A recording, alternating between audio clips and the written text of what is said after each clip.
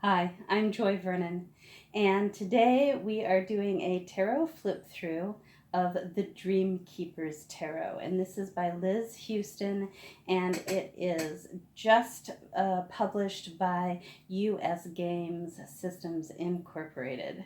So let's take a look at what we've got.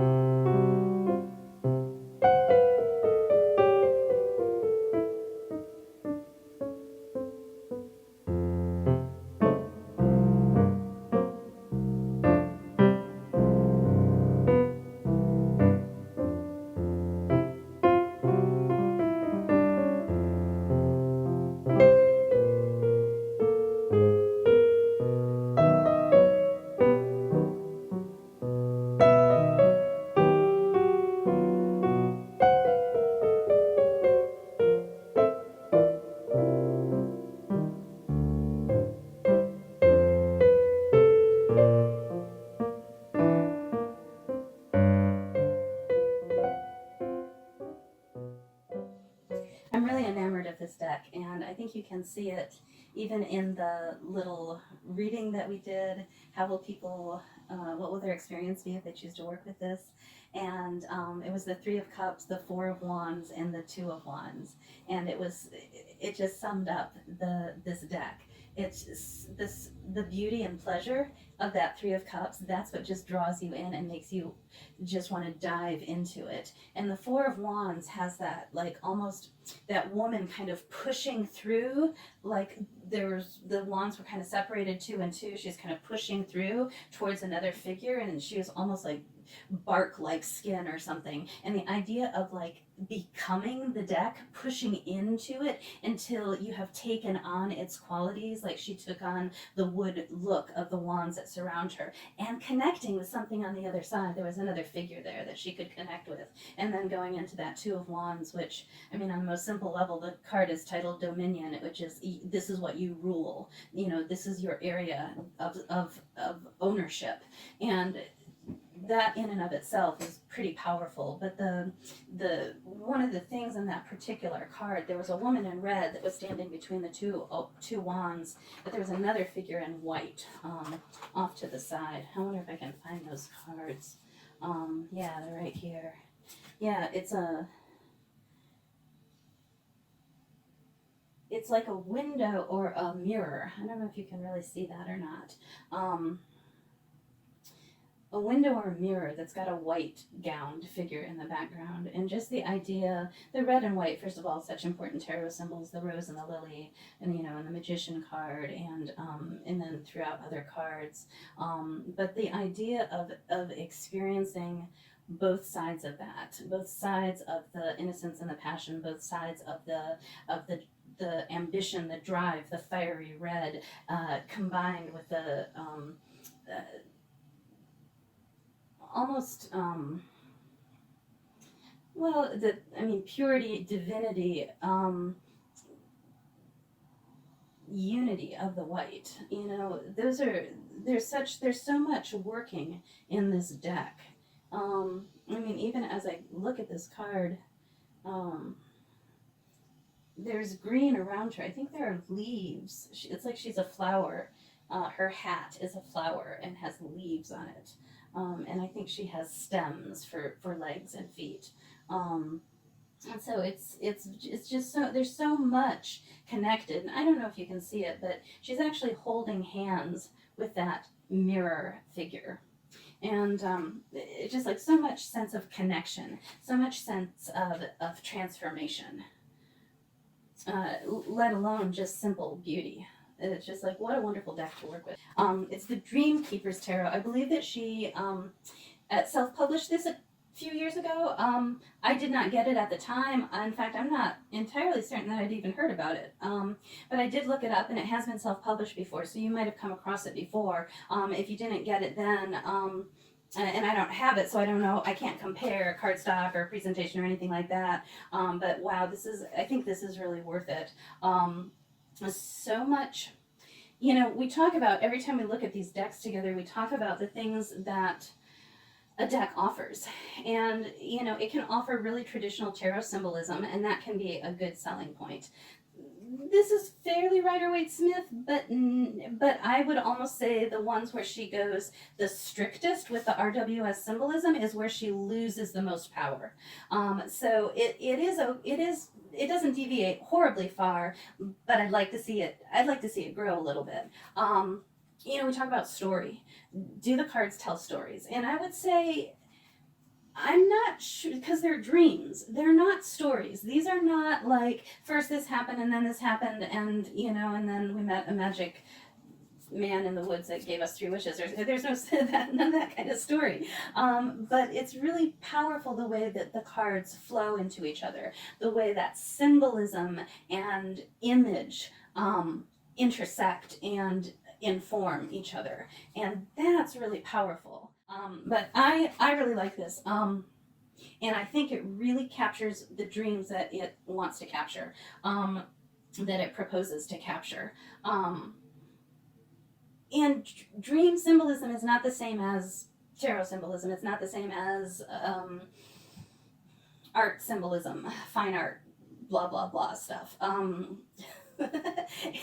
And so it's going to be a little bit different in the way that it's read, but it's really readable, and you can really just fall into those images and make those connections and become unified with that deck. Find that reflection in the deck that you become, or that chameleon that connects, that falls into this deck and changes into it. And that's what I love about this, and that's what I think is the most powerful thing about working with this. I definitely want to know if you think you're going to get it. Do you already have it? Do you have the self-published version? If so, let me know how you think this one stands up to that. All of that. I'd love to hear about it in the comments. So thanks a lot. And hopefully we'll have many more of these deck flip-throughs to look at, and you can explore all kinds of wonderful things about tarot with me right here. Joy Vernon, Astrology, Tarot, Reiki. Thank